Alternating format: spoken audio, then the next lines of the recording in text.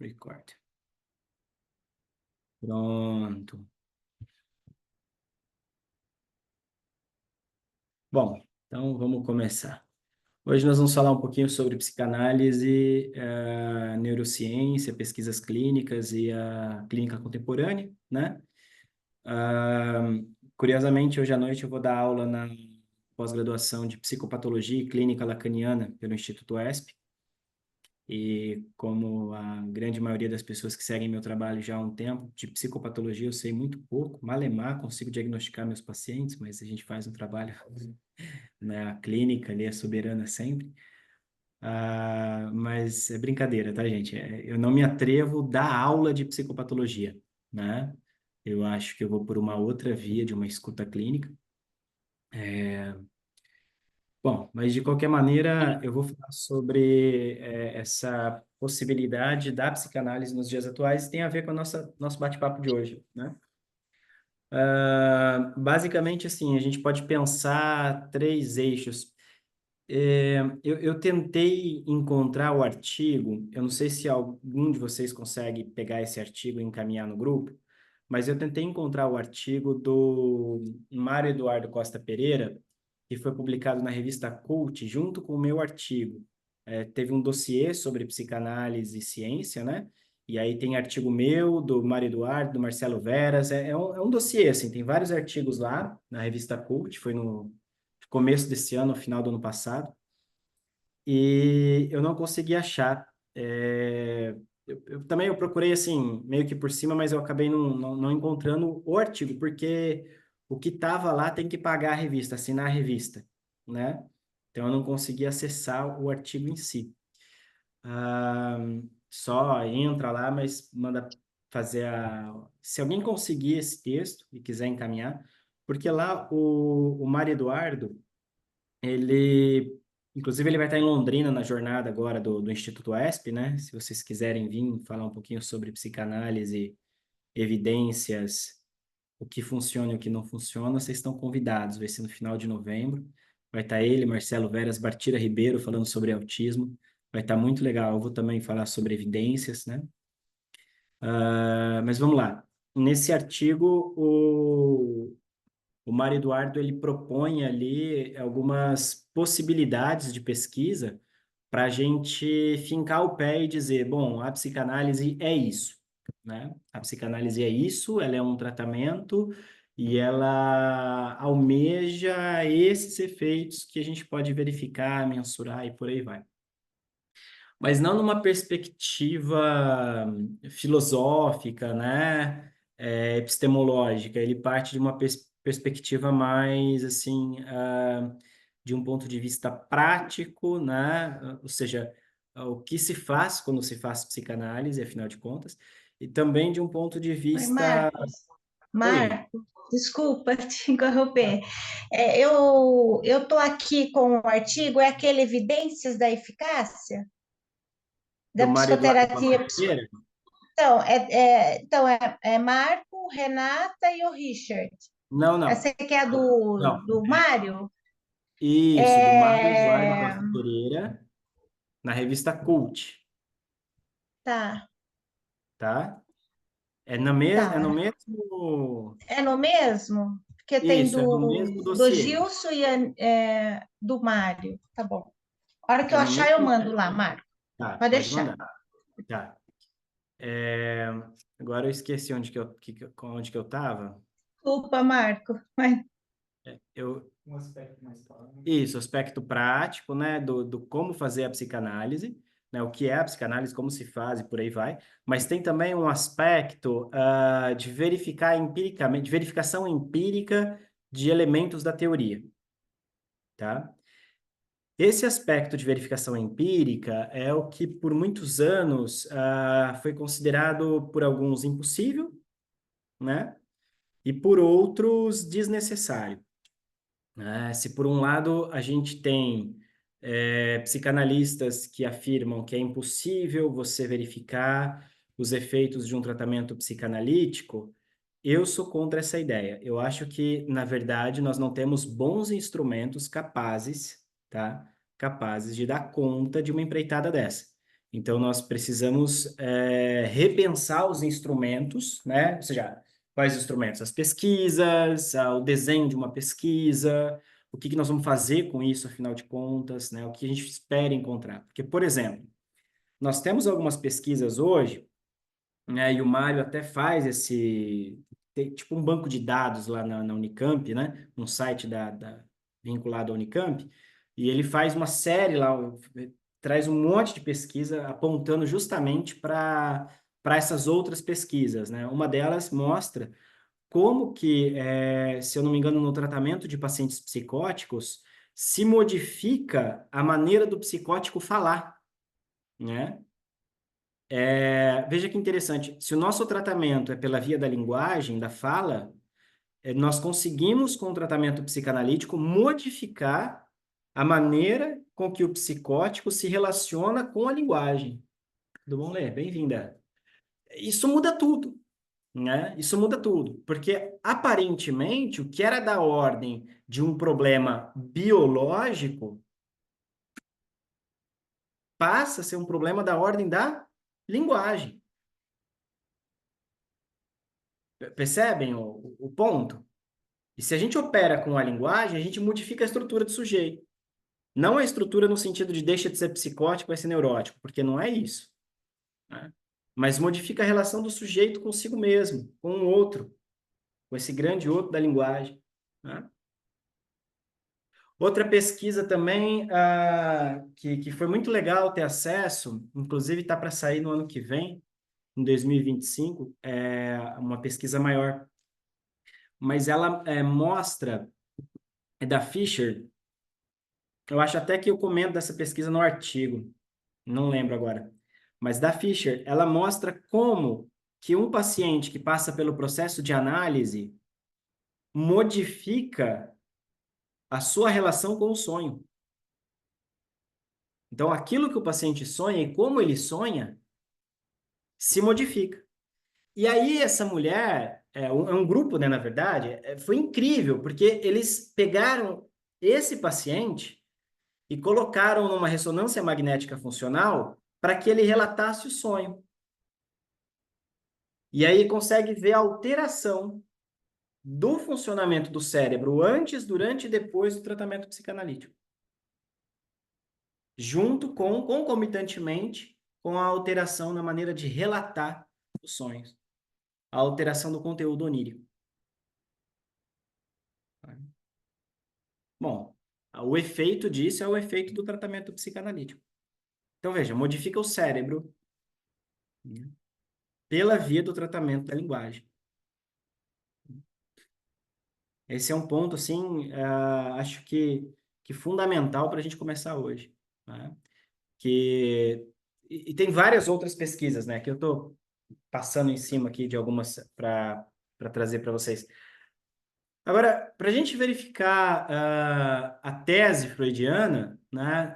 Talvez a pesquisa mais badalada, assim, nos dias de hoje, ainda é a pesquisa do Chevrin, né, que durante muitos anos, discutindo com Greenbaum, que é um grande crítico da psicanálise, né, um grande, assim, muito mais, inclusive, que o Hanson, muito mais que o Popper, né, o cara, assim, ele está em outro estágio. Contemporâneo, acho que está vivo ainda.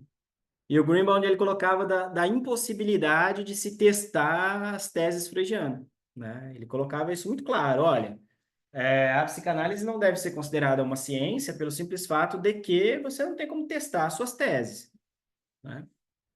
O Chevre, então, começa a desenvolver um trabalho de anos, acho que 20, 30 anos, não sei, em diálogo profícuo com o Greenbaum, né? Onde o Chevrin, ele consegue, ao final do trabalho, não sei se ele parou ou continua, mas ele conseguiu bolar uma pesquisa, veja, um instrumento, né? Que desse dados o suficiente para comprovar empiricamente que alguns sintomas conscientes, tá? Alguns sintomas conscientes são efeito de conflitos inconscientes. O cara conseguiu fazer isso com prótons alfa, assim, radiação. O cara fez um.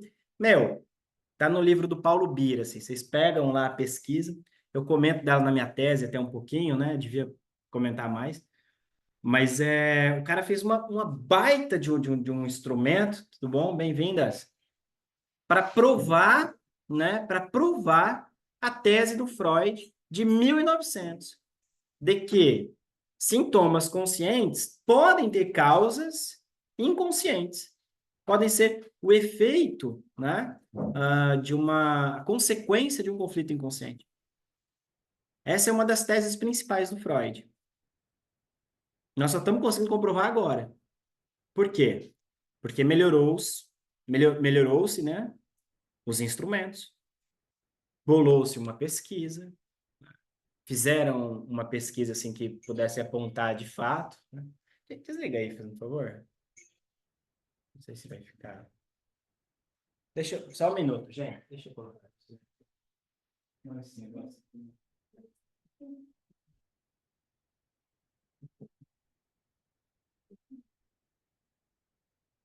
Não sei.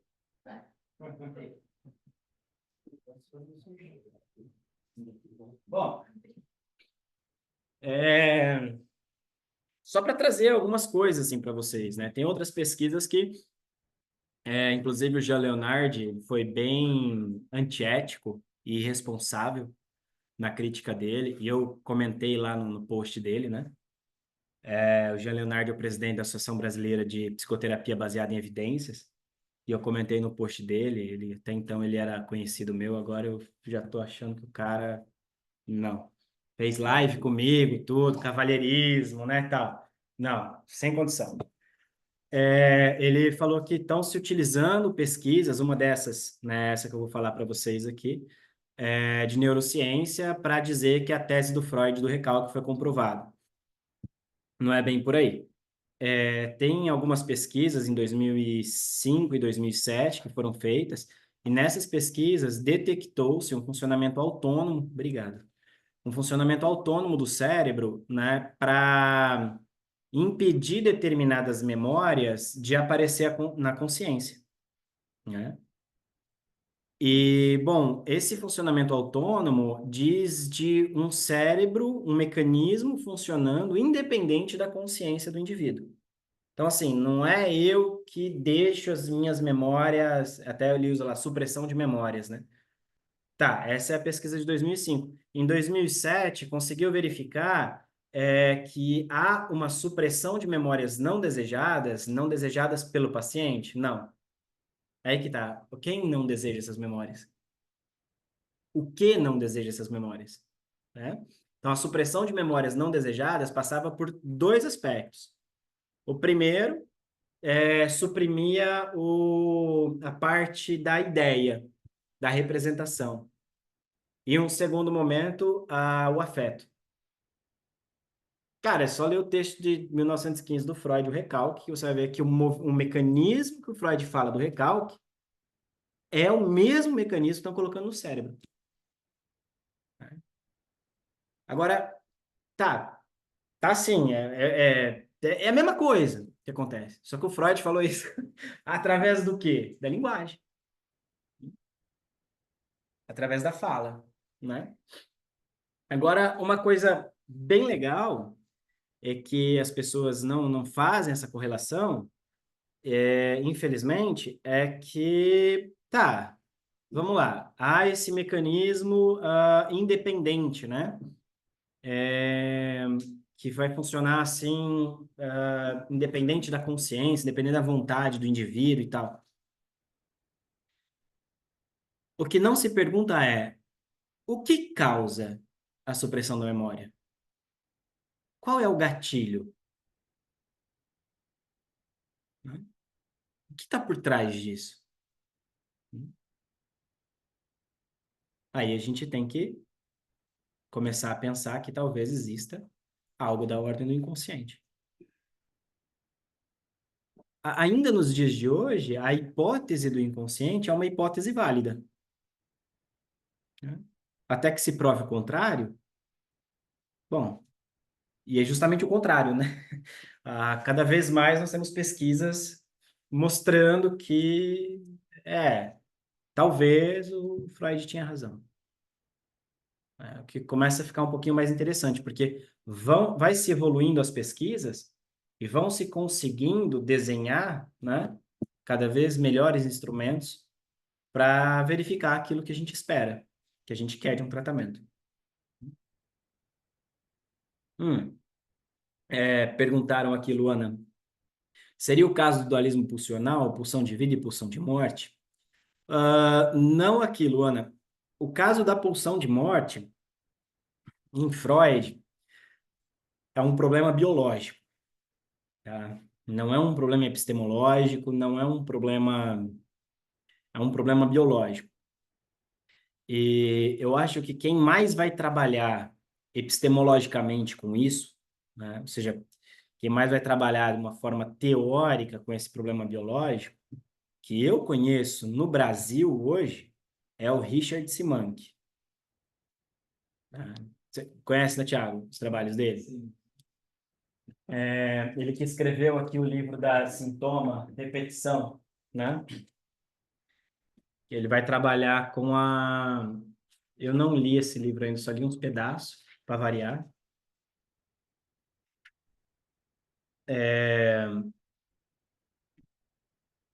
Deve estar maravilhoso, porque o Simank, trabalhando TK, automaton em Lacan, deve ser maravilha. Mas ele não é clínico, né? Então você pensa um cara que se dedica à psicanálise, né?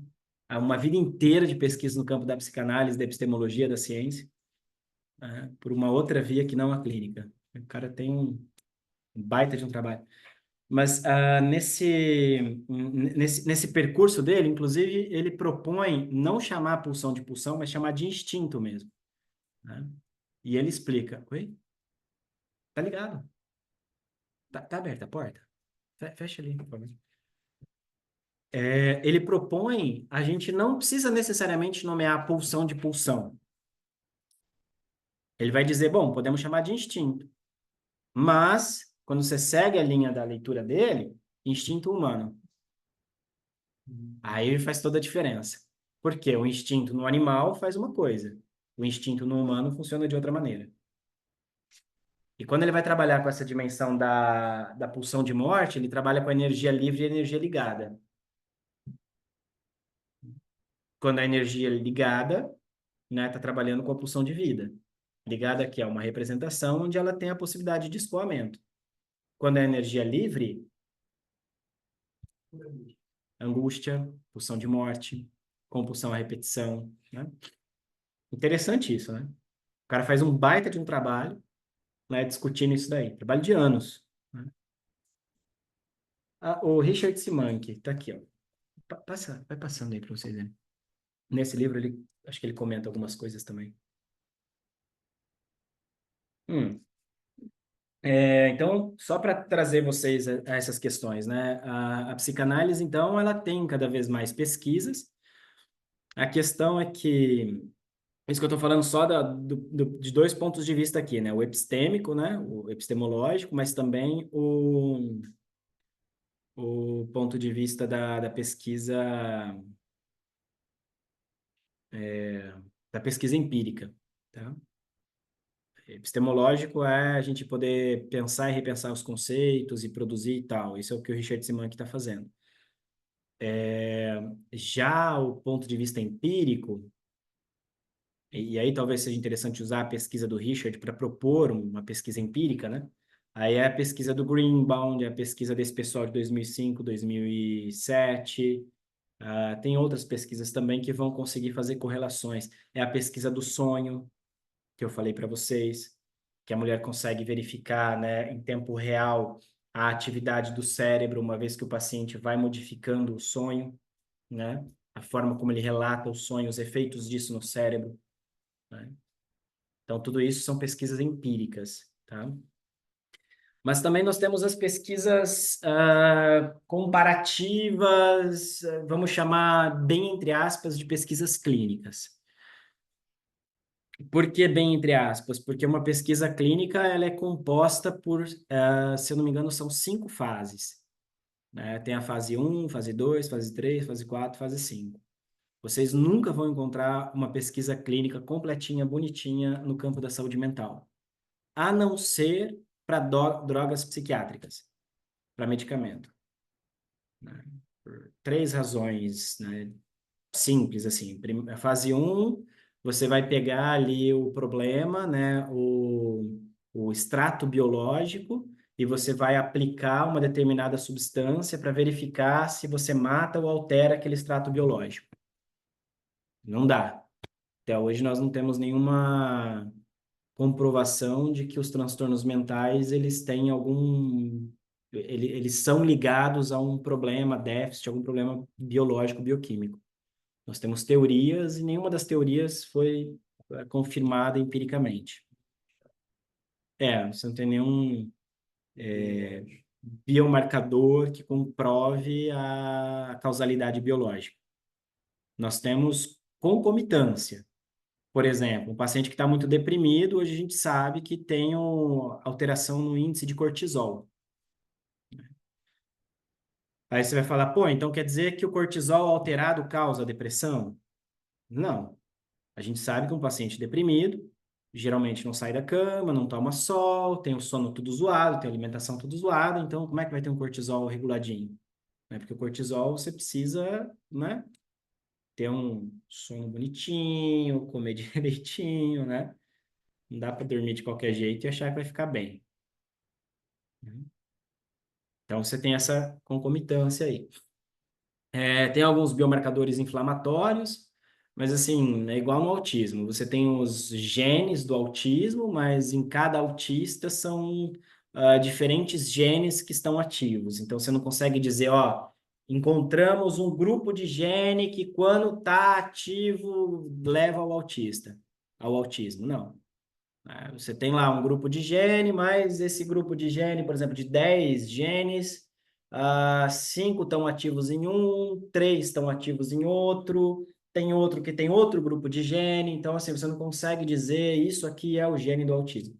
Quem faz essa pesquisa de uma forma muito legal é a Marie-Christine Lasnik, se eu não me engano, e a Bartira Ribeiro, que vai estar aqui em Londrina falando sobre o autismo também, né? O autismo e a psicanálise, né? Hum. Vai estar na jornada do final desse ano do ESP. Vamos lá. Então, assim, você tem ali a primeira pesquisa, né? A primeira fase da pesquisa, que é esse substrato biológico, que a gente não tem como ver. Aí você tem a fase 2, que você vai pegar indivíduos saudáveis, aí já fudeu tudo, porque duvido que um psicanalista considere alguém saudável. Eu acho que esse é o primeiro passo para começar a trabalhar com a psicanálise, né? Tipo, é todo mundo doente, uns mais loucos, outros menos, né? Até é engraçado quando nossos pacientes falam na clínica, né? Nossa, eu vou te falar um negócio agora que você nunca ouviu na sua vida. Tá, talvez nunca tenha ouvido, né? Mas assim, às vezes a gente pensa, nossa, se eu falasse para essa pessoa o que eu faço, né? Não é? A gente tem uns, né? Porque assim, quando a gente está no campo da psicanálise, é legal isso. Quanto mais, eu acho que tem um pouco de, talvez, dessa pegada da santidade cristã católica, né? Quanto mais santo é a pessoa, mais ela se considera pecadora. Vocês nunca vão ver o santo falando assim, eu sou santo. Muito pelo contrário, né? O Papa João Paulo II disse que se confessava, acho que toda semana. Gente, o que que aquele velhinho fazia para se confessar toda semana? Não, santo, né? Beleza, mas estamos longe, né? Mas entendem? Eu acho que o psicanalista tem um pouco disso também. Quando a gente vai se ver com as nossas misérias e leva a sério isso, a gente começa a dar pouco valor para a miséria do outro. Por que pouco valor para a miséria do outro? Porque não importa? Não, é porque estamos tudo junto, né? Não sobra um. Eu brincava quando eu dava aula na graduação e eu falava de psicopatologia às vezes, né? Eu falava, ó, gente, se vocês veem um normal na rua, você mata. Porque se reproduzir, nós estamos fodidos. Se uma pessoa normal aparecer assim né? Mata porque, ó, vai dar problema pra gente. Se isso, se isso multiplica, né? Nós estamos ferrados. Mas então, veja, você vai precisar pegar na fase 2 pessoas saudáveis, pessoas normais, e trabalhar com elas, né? E aplicar ali a terapia para ver os efeitos danosos, se melhora alguma coisa, se não tem efeito danoso, né? Já não dá para fazer isso. Aí entramos na fase 3. Aí sim, você pega os indivíduos doentes, aplica o tratamento, né? Mas se você começa na fase 3, já era o padrão ouro das pesquisas clínicas. Você não tem uma pesquisa clínica completa, então você não tem padrão ouro. Qual que é o padrão ouro? É uma pesquisa clínica duplo cego, não é? Duplo cego, aleatorizada, controlada, duplo cego. Não tem como ser nem duplo cego. Porque um terapeuta, ou ele sabe que ele está aplicando alguma coisa, ou ele não sabe que ele está aplicando alguma coisa. Ele não pode fingir, igual uma medicação. Então não tem padrão ouro no campo da saúde mental. O que nós temos é o marketing de que a psicoterapia é padrão ouro. Padrão ouro para quem? Porque se for na medicina mesmo, não alcança nem o índice de uma vacina, por exemplo. Vamos lá. Muitas medicações que estão sendo vendidas hoje, isso eu trabalho na minha tese, eu até tô, sim, de verdade, tô com o cu na mão para publicar um negócio desse, porque dá até um negócio ruim. É porque a gente sabe hoje que muitas medicações que são vendidas como psicotrópico, primeiro, elas são vendidas off-label, né? Por exemplo, eu tomo um remédio para dormir, que ele é um remédio para antipsicótico, mas como a dose é muito baixa, então ele dá aquele efeito sedativo para você dormir e dormir bem a noite inteira. Legal? Legal. Foi para isso que o remédio foi inventado? Não. É para isso que o remédio serve? Não. Mas usa, usa. E a indústria que produziu essa medicação foi processada com milhões de dólares. Eu adoro esse livro do Alan Francis aqui, né? Em milhões de dólares por promover com os médicos a utilização da medicação para coisas que o medicamento não foi testado, como, por exemplo, induzir o sono. Tá aqui na página 125, 126 e 127, né? Aqui, o placebo. Então, nós temos esse problema aí, né? Outro problema que a gente tem, quando a gente vai falar de pesquisa no campo dos psicotrópicos, é que a gente descobre, quando faz um leve levantamento, que boa parte das medicações são tão eficazes quanto o placebo. São tão eficazes quanto o placebo. Então, se você toma uma medicação e ela te faz bem, você nunca sabe.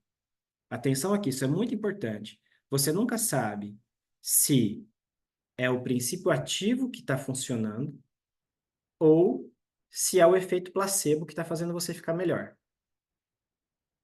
Na via das dúvidas, não para, porque não tem como saber. Ah, tem como saber? Tem, tira, não. Se você tira a medicação, veja, o efeito placebo vai para o saco também, porque você vai estar sem a medicação. É importante que o paciente acredite no tratamento. Não é isso que a gente escuta? Tem mais sugestão do que isso?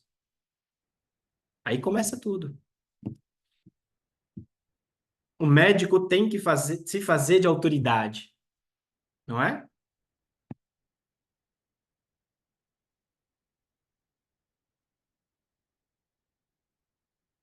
Na minha entrevista com o Guilherme Sela, ele é gastro, né? Ele é cirurgião do aparelho digestivo e ele faz endoscopia, faz cirurgia, e tal. E ele fala para mim assim, né, na entrevista lá no programa Café com Leite que está no SPCast, e eu perguntei justamente assim, né? Eu fui na Ele é muito a favor da TCC, da comportamental, ele é bem avesso à psicanálise assim.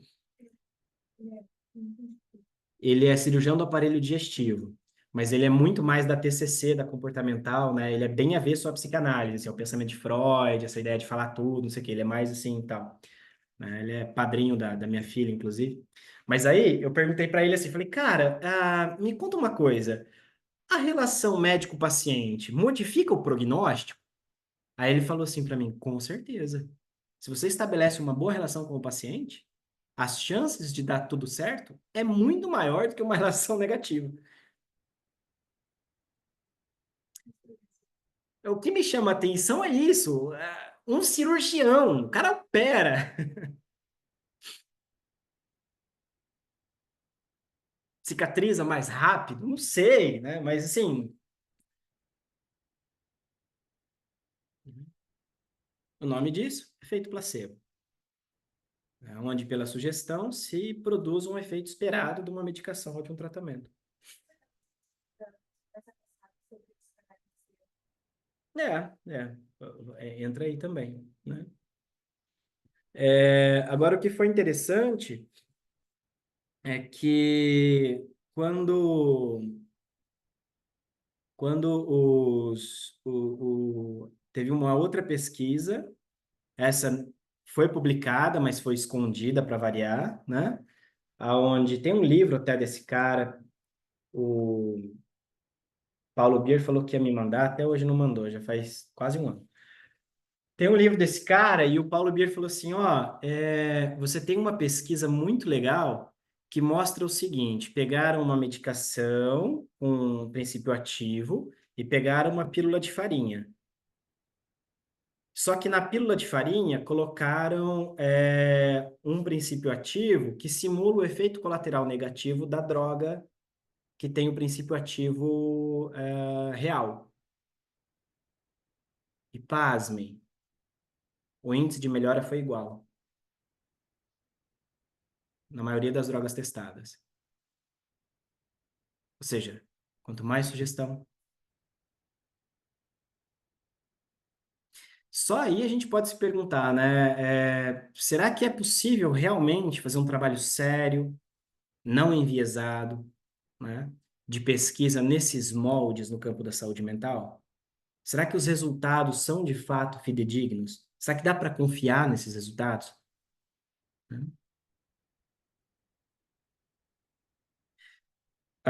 Eu acho que a nossa posição em relação à medicação tem que ser mais ou menos assim. Eu não acredito nas bruxas, mas elas existem, né? Estão por aí à solta. É mais ou menos por aí. Cara, tá funcionando? Mantém. Tá muito surtado, não tá aguentando? Vai conversar com o psiquiatra. Troca, medica. Não, não tem problema. A gente não tem.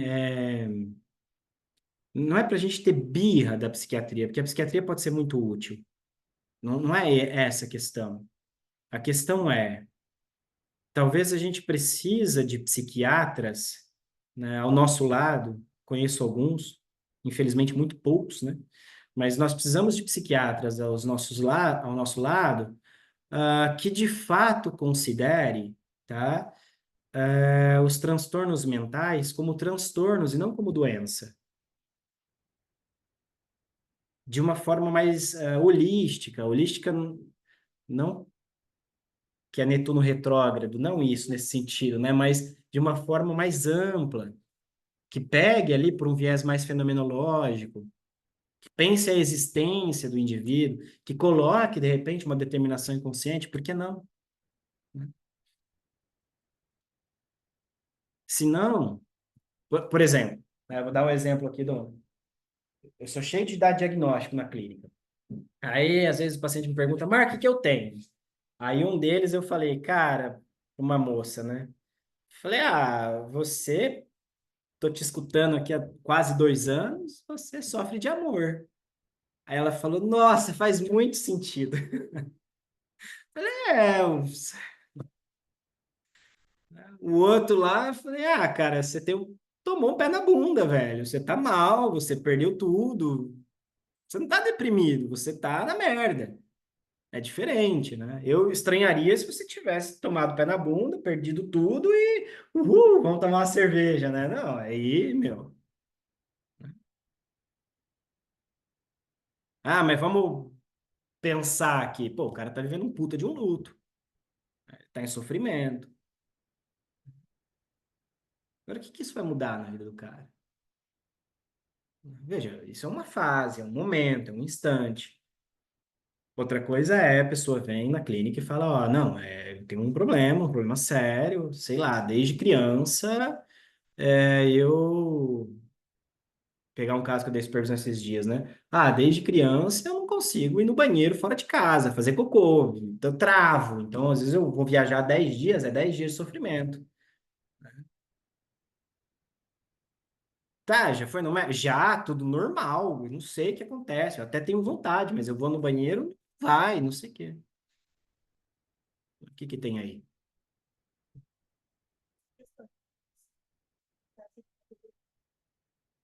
Uma sugestão? Claro, faz uma hipnose, pode ter feito. É, na questão terapêutica mesmo. Na clínica? É escutar, colocar para falar, ver a história. Eu acho, esse é o ponto da psicanálise, né?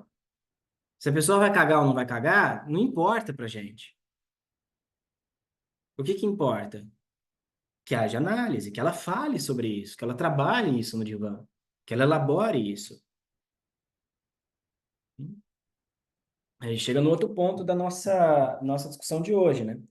Que são essas pesquisas, a fase 3 e 4 da pesquisa clínica. 3, 4 e 5, né? Que é onde você tem um número pequeno de fase 3 e 4, você tem um número pequeno, né? Um grupo relativamente pequeno, até, sei lá, 100, 200 pacientes. Aí você submete ao tratamento e você vai ver o resultado do tratamento. O resultado do tratamento está sempre alinhado ao objetivo da pesquisa. Então, por exemplo, se tem paciente com depressão maior, você faz uma pesquisa visando o objetivo da cura ou da diminuição do sintoma ou não sei o quê. Aí você pega um monte de teste, né? E aplica no paciente antes, durante e depois. Faz assim, um desenho bem legal, assim, né? E lá no final você vai dizer, bom, 30% dos pacientes atendidos saíram do quadro de depressão utilizando essa técnica, esse modelo, tem que fazer assim. Legal, legal. Quando a gente compara, né, essas pesquisas, quando tem pesquisas comparativas entre psicanálise, TCC, DBT, né, você não vai ver uma diferença muito grande. Algumas pesquisas apontam para a diferença com a psicanálise sendo mais efetiva, outras pesquisas apontam o oposto, outras pesquisas colocam mais ou menos em pé de igualdade. Algumas vão discutir, por exemplo, que a psicanálise ela é muito mais cara, então ela é menos eficiente para tratar. Como assim, muito mais cara? Um tratamento psicanalítico, ele sei lá, uma sessão por semana durante pelo menos um ano. Um tratamento TCC vai ser, no máximo, 40 sessões. Eu nem sei quanto que dá isso no ano, tem que fazer a conta. 10 meses, no máximo, uma vez por semana, né? Então, veja, a psicanálise é mais cara. Tratamento psicanálise. Ah, a psicanálise deles lá é pelo menos no mínimo 3 vezes na semana. Porra, é muito mais caro, né? Isso faz com que seja menos eficiente, porque você tem um gasto muito maior para resolver o mesmo problema. E um tempo muito maior também. Ocorre que para transtornos mais complexos, o tratamento a longo prazo, ele é muito mais eficaz do que o tratamento a curto e médio prazo. Então, para transtornos mais complexos, não adianta você dizer, por exemplo, borderline, depressão maior, depressão refratária, bipolaridade. Não adianta você simplesmente chegar para o paciente e falar assim, ó, a gente vai aplicar aqui durante um ano e você vai estar bem. Isso é ridículo, você não vai ver na vida real, né? Na pesquisa eles até falam lá, ó, tipo, 20% das pessoas saíram, uhul. Mas na vida real, essas pessoas ficam 3, 4, 5, 10 anos. Quem aqui já fez TCC? Levanta a mão. Ou análise do comportamento? Já fez? Já fez? Já? Não? Vocês aí já fizeram? Quanto tempo?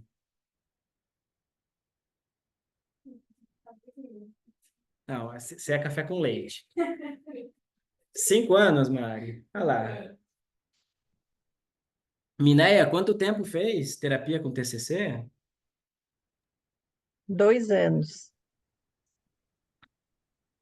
Olha, parabéns. Pediu dinheiro de volta?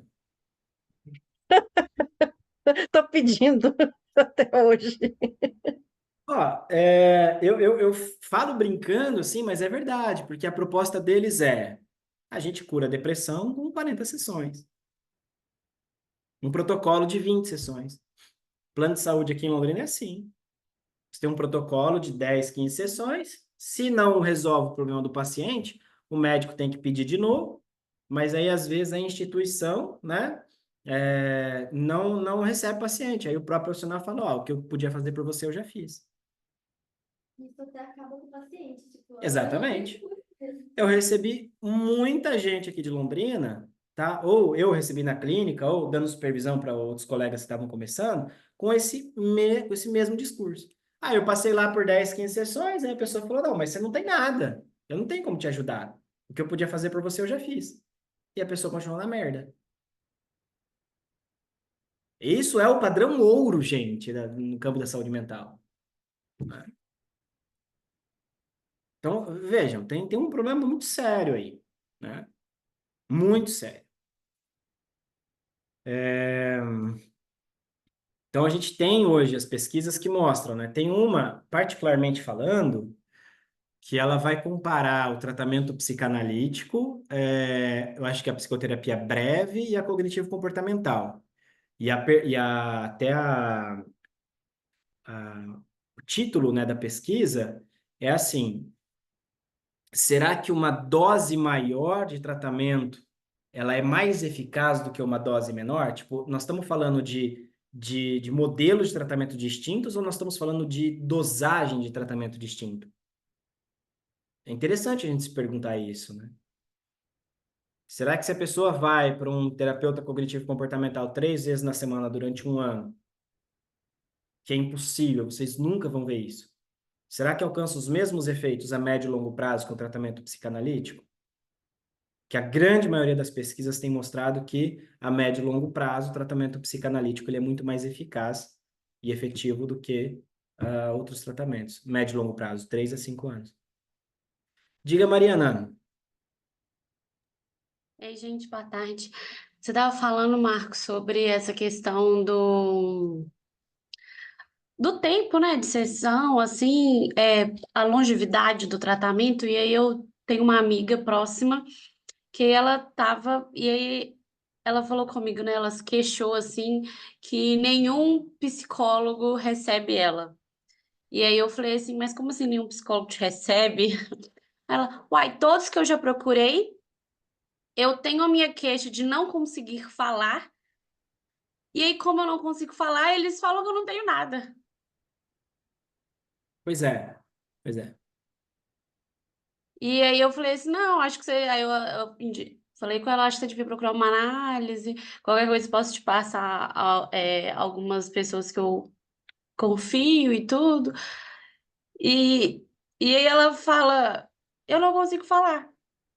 E essa é a queixa dela. E todos mandam ela embora como se não tivesse algum problema. Não, como não ver que nesse não consigo falar tem alguma coisa, né? É que é tão insuportável assim, ó, o silêncio do paciente.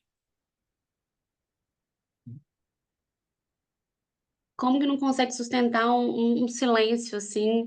É. Capaz de abrir a porta para que ela consiga dizer o que não está conseguindo. Sim, eu já mandei paciente embora já, porque deitava no divã e não falava nada, falava, eu não consigo, não consigo, não consigo. Mas assim, são intervenções mais radicais, né? Por exemplo, eu não consigo, não consigo, não consigo. Aí chegou uma sessão e eu virei para ela e falei, ela deitou no divã e falou, eu preciso muito falar uma coisa, mas não consigo. Eu preciso muito, mas não tenho coragem. Eu preciso muito, mas... Falei, tá bom, vamos ficar por aqui, volta quando puder falar. Ela mora em outra cidade, ela desceu, eu peguei outra paciente, a hora que a paciente saiu, tinha uma mensagem dela, posso subir?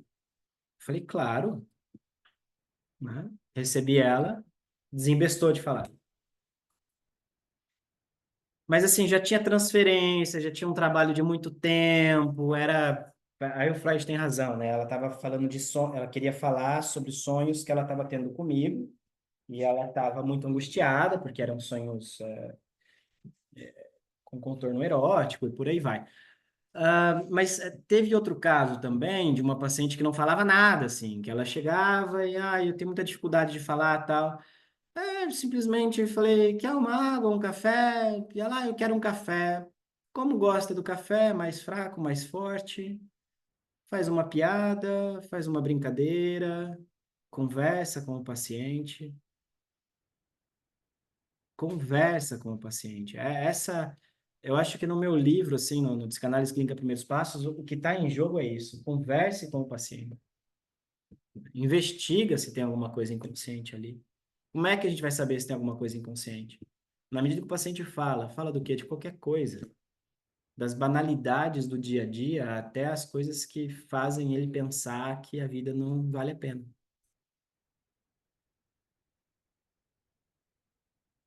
Né? Agora, se você simplesmente senta na tua poltrona, olha para o paciente e fala,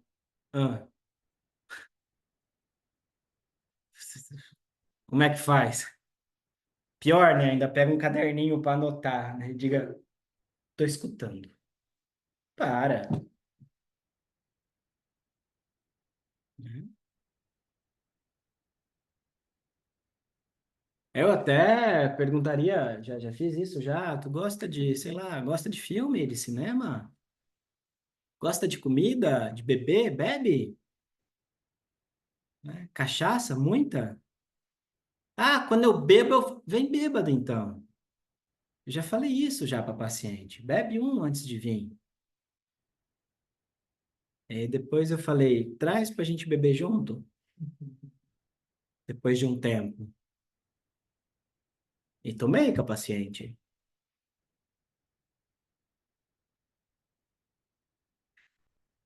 Gente, não me imitem, né? Eu acho que o Lacan tinha razão de falar isso, assim, porque não me imitem porque eu sou único. Não é isso. Não me imitem porque verdadeiramente cada caso é um caso. E a gente vai ter que inventar a psicanálise a cada paciente e talvez a cada sessão. Né?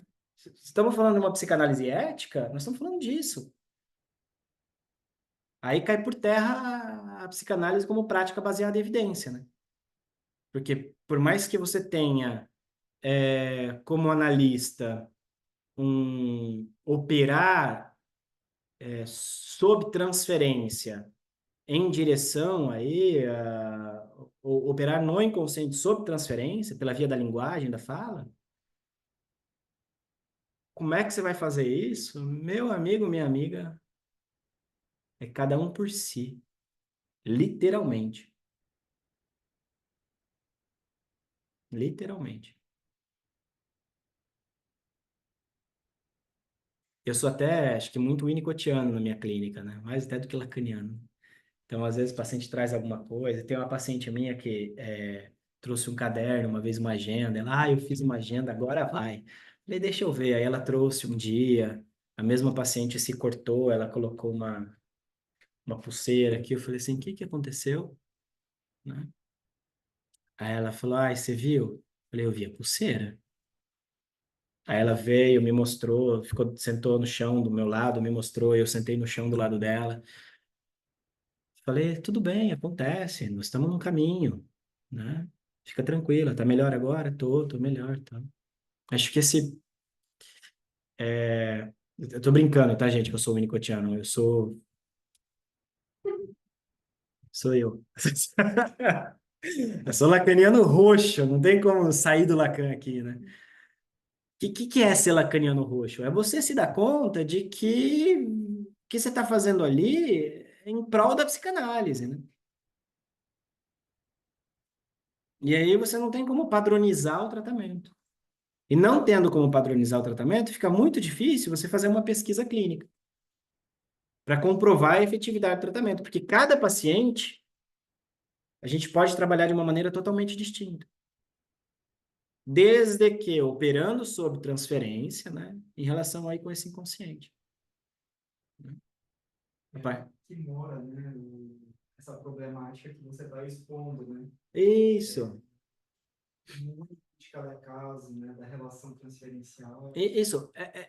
O sujeito do inconsciente é o ponto de singularidade da existência humana.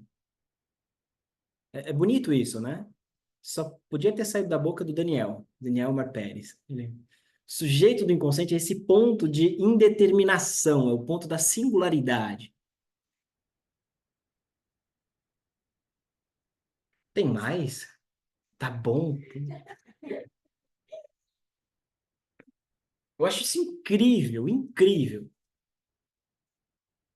Então, o psicanalista não está trabalhando para efeitos positivos, para efeitos terapêuticos ali de melhora no quadro, né? Isso não quer dizer que a gente não se preocupa com o paciente, como os caras estão colocando aí nas páginas de PBE, né?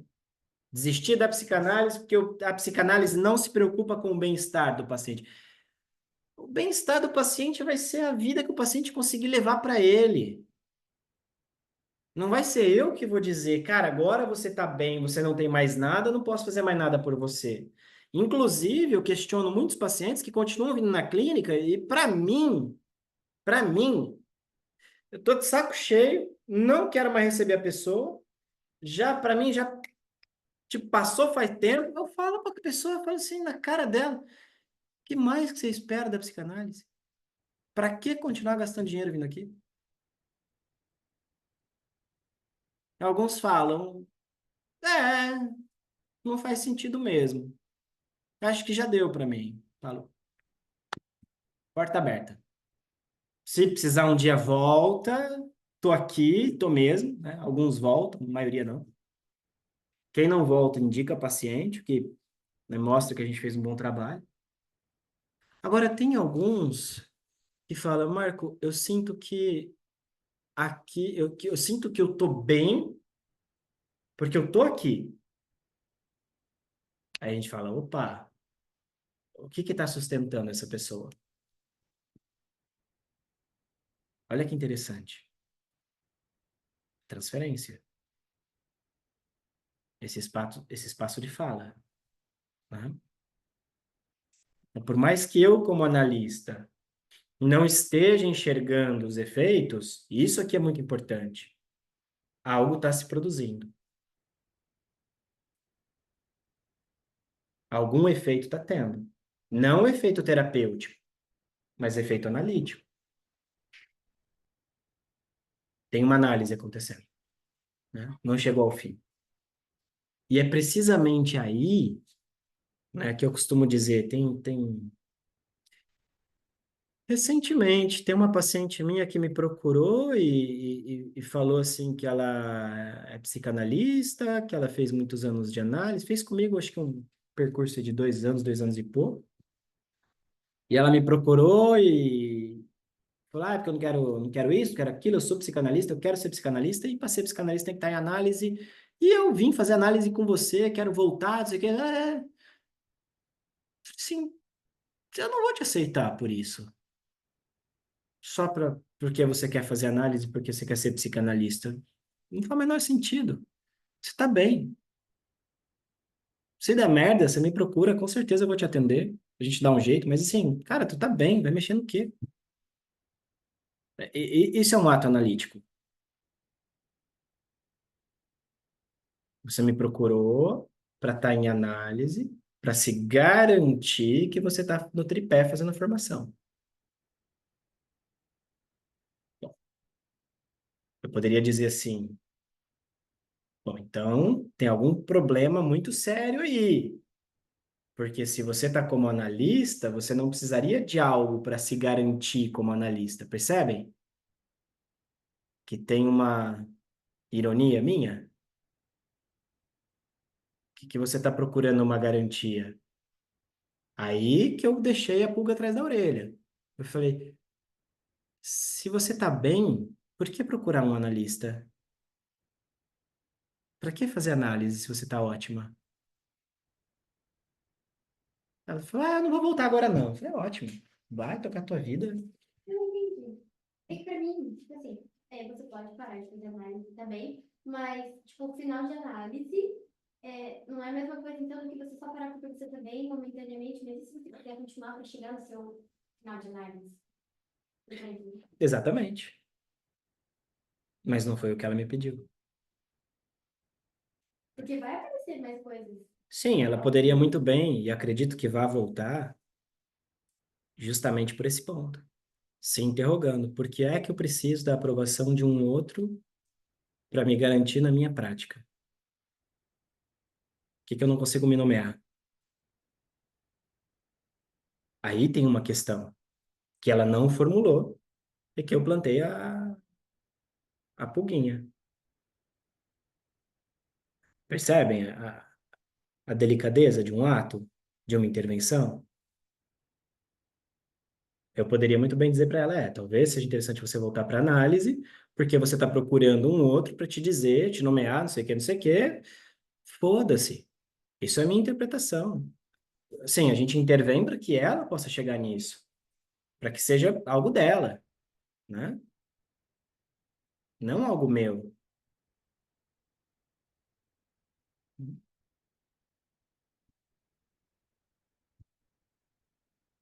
Então, é isso, nenhuma pesquisa vai mostrar, né? Que é o efeito analítico da coisa. Nós temos pesquisas que mostram modificação no cérebro, nós temos pesquisas que mostram modificação no corpo inteiro, nós temos pesquisas que mostram a modificação no coração. Tem uma pesquisa da USP muito legal, onde os pacientes foram submetidos por intervenção psicanalítica, acho que por um ano, da Renata, esqueci o nome dela.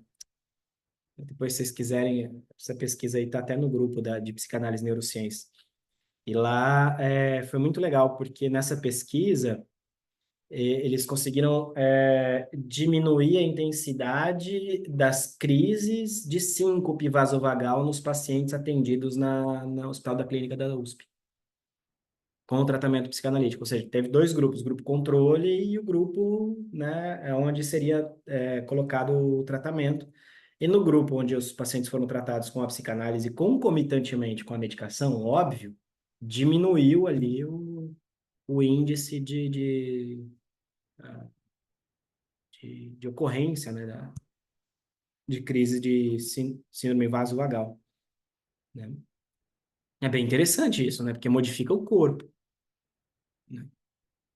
Ou seja, o próprio corpo reage de outra maneira.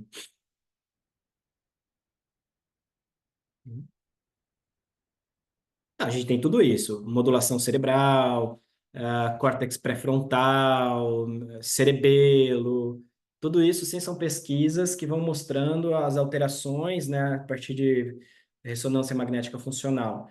Nós temos pesquisas também que mostram que alguns pacientes, quando submetidos ao tratamento psicanalítico, né, essa pesquisa foi feita com pacientes com depressão maior, eles tiveram um aumento de concentração de serotonina, né? Outros pacientes, um aumento na concentração de receptores serotoninérgicos. Cara,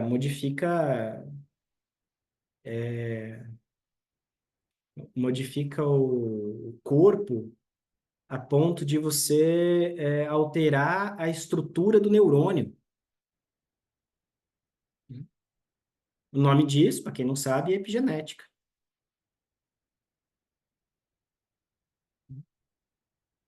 Epigenética. Pô, beber vinho altera o teu corpo, né? Respirar altera o teu corpo, modifica o seu gene, pode modificar o seu gene. Isso a gente está aí, a gente está vivo, está sendo submetido a essas alterações do genoma o tempo inteiro. O sol, tal. Mas há alterações, né, que a gente vai verificar a partir do tratamento psicanalítico. Ah, Marco, mas outros tratamentos terapêuticos também produzem o mesmo efeito? Sei lá, deve produzir. A questão é que a psicanálise também produz.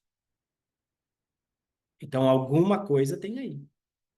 Não dá para dizer que é só um blá blá blá, que é só conversa fiada, como o pessoal fala. Muita conversa fiada e nenhuma evidência, nenhum resultado. Não, tem, né? Bastante até. A questão que eu quero propor para vocês, mais uma vez, esses efeitos terapêuticos, essas pesquisas que apontam para evidências dos efeitos positivos do tratamento psicanalítico, servem ao analista como direção de trabalho, como direção de tratamento? Não, nem um pouco. Agora, servem as psicoterapias? Muito. Por exemplo, uma psicoterapia que pretende modificar o funcionamento do lobo pré-frontal, veja, vai ter como objetivo isso. Então, vai buscar ferramentas para modificar o lobo pré-frontal, o funcionamento desse lobo pré-frontal. É o que você vai ver, por exemplo, nas terapias que procuram lidar com o TDAH, por exemplo.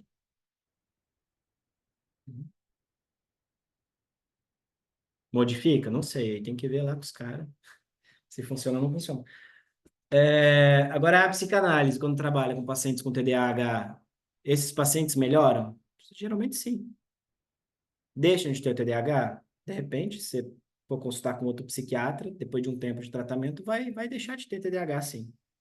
Talvez fique um ou outro sintoma, mas não vai mais ser um paciente com TDAH. O que aconteceu? Nosso objetivo foi esse? Não. Nosso objetivo foi, desde o começo, operar com a psicanálise. Fazer com que a psicanálise aconteça. Do começo ao fim do tratamento.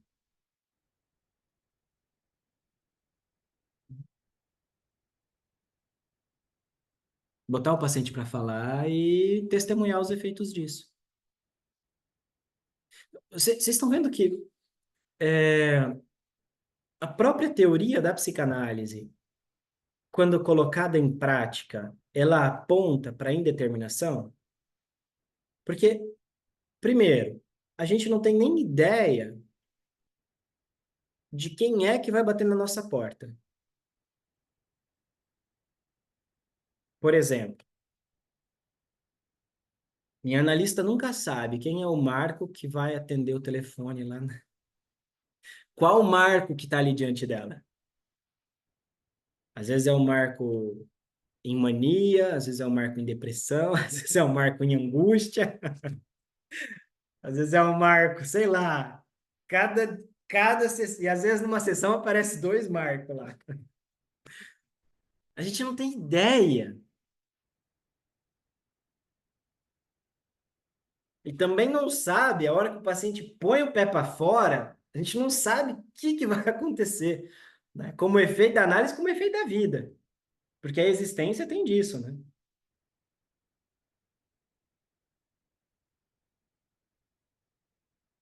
Tem alguns pacientes meus que batem o carro antes de chegar aqui, mas saindo daqui nunca bateram o carro.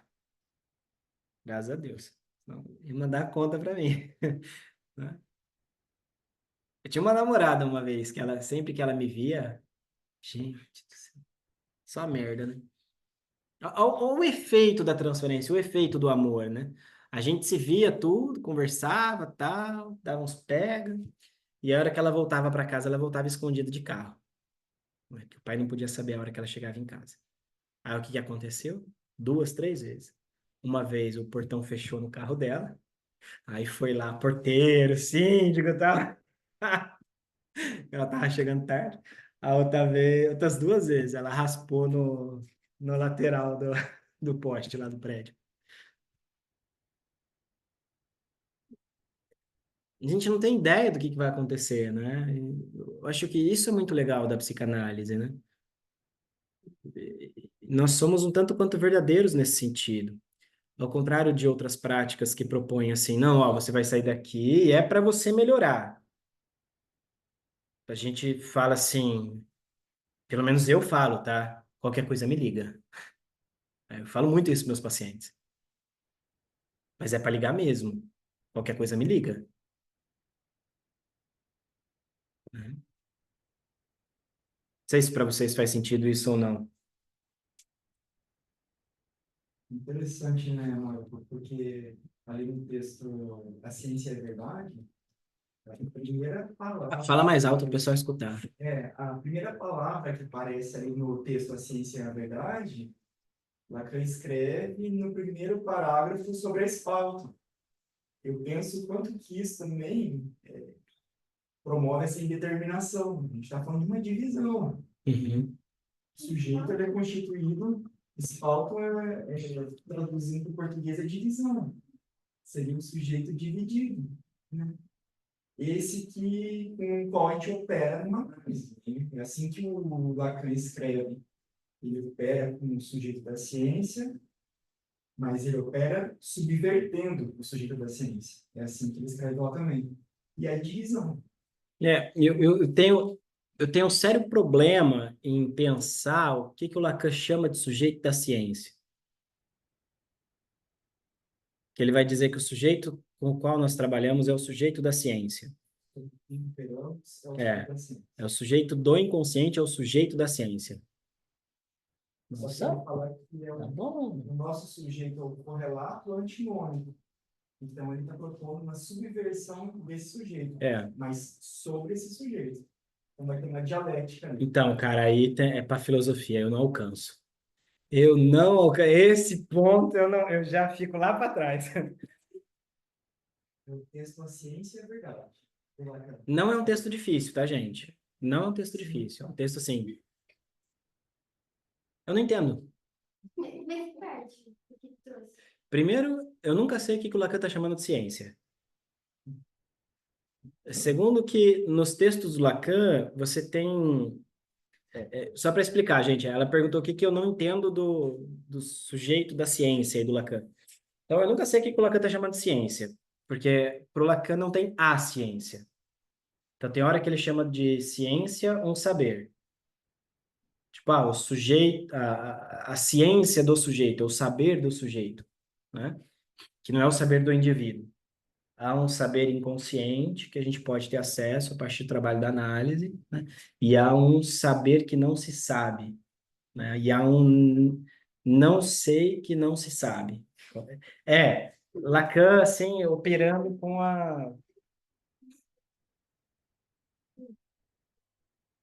Em A Ciência e a Verdade, é um texto que o Lacan traz 3 discursos.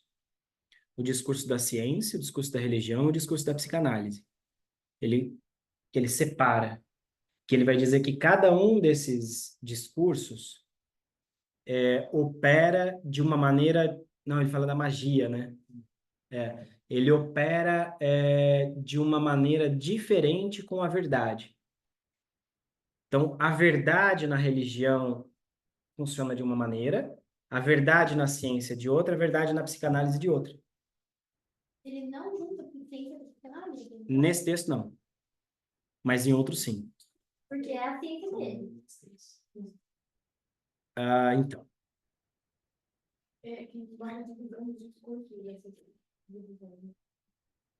É que para pensar a ciência, tá? Vamos lá. Epistemologia, que o Thiago pode me ajudar muito mais do que eu aqui. Mas para a gente pensar a psicanálise como dentro do campo das ciências, a gente vai ter que pensar com alguns caras, como, por exemplo, Kojève, Poiré, Bachelard também ajuda bastante, né? Embora Bachelard era crítico da psicanálise, né?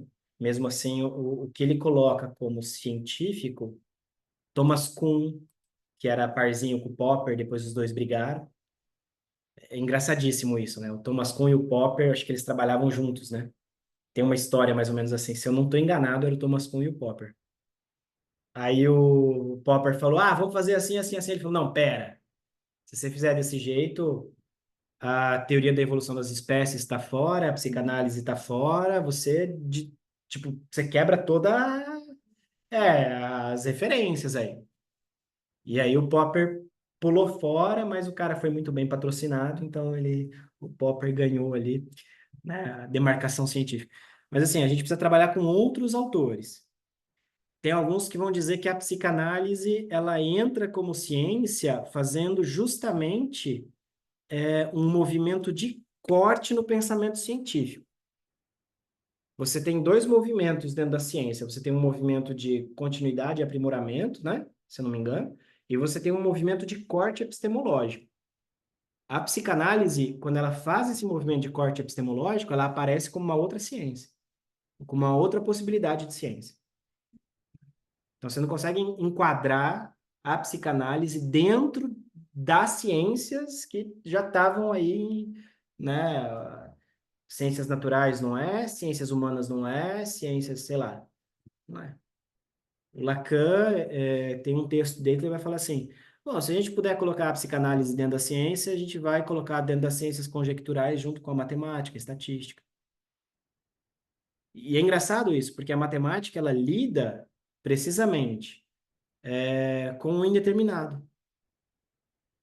Ela não lida com determinação. Por mais que a gente fale exato, não tem exato na matemática. O pi, por exemplo, o número pi. Você opera com o número pi para fazer um círculo, para fazer um cálculo, mas você não opera com o 3, não, você 3, mais ou menos 3,14, põe aí, aproximado, né? Então você está ali, estatística, por exemplo, estatística você trabalha com dados, mas você não tem assim, é isso, bom, uma margem de erro para cima ou para baixo. Né? Você está ali com uma conjectura. E a matemática também, ela não prevê o futuro. Não sei se vocês já pensaram por esse lado. A matemática, ela só está diante daquilo, ela só é possível diante do fenômeno. Ela não vai inventar um fenômeno, né? Isso, trabalha com a probabilidade. É provável que a psicanálise é a mesma coisa. E ela sobrevive, inclusive, sem Sim. matemática pura. É. Assim, ela é uma ciência que consegue sobreviver e ser independente. Ela se aplica, com certeza. Digamos que ela é a maior ferramenta que temos, né, para a ciência. Se envolve na biologia? Exatamente. Mas ela consegue sobreviver independentemente. É. O cálculo por si só, né? Então, aí a gente já começa a pensar que, pô, esse é meu problema. Tá, beleza, o sujeito da ciência, legal. Eu tenho um vídeo, deve estar no meu YouTube, de uma aula da Silvia Amigo sobre ciência e psicanálise, aonde ela retoma essa ideia do sujeito da ciência a partir de Descartes, quando Descartes faz a divisão entre res cogitans e res extensa. Ela vai dizer assim que para que você investigue a res extensa, é preciso que você ignore o res cogitans. É esse res cogitans ignorado da ciência com o qual nós trabalhamos na psicanálise. É você, de alguma maneira, simplesmente acreditar que aquilo que você vê é real e que você tem acesso àquilo. Essa é a base epistemológica da TCC. Essa é a base epistemológica da TCC. Que nem epistemologia tem. Qual que é o problema aí? O problema é que você simplesmente joga fora um Kant, por exemplo, da vida. Kant, Schopenhauer, Kierkegaard. Todos esses caras que fizeram a filosofia contemporânea, todo no lixo. Por quê? Porque o Kant faz uma puta de uma crítica, dizendo assim, cara, a razão não vai conseguir dar conta de tudo. O Lacan retoma isso dizendo, tá, eu penso. Quando eu digo eu penso, eu sou o que diz eu penso. Olha que louco isso, né? Ou eu sou esse objeto do meu dizer que pensa. É onde o Lacan faz a divisão entre sujeito enunciado e sujeito enunciação. Que a gente opera com o dizer, não com a historinha que é contada na análise. Isso coloca muito em xeque várias partes da própria psicanálise de outros autores. Ai, o Winnicott. O Winnicott vai pro buraco, minha gente. Pode traduzir o que ela disse, Marco? Eu não consegui ouvir. Ela falou que isso põe em xeque, né, várias teorias dentro da própria psicanálise. Melanie Klein menos, né? Eu acho que Melanie Klein ainda se sustenta. Por quê? Porque a Melanie Klein, ela está trabalhando com a fantasia. Ela não está tão preocupada com uma suposta realidade.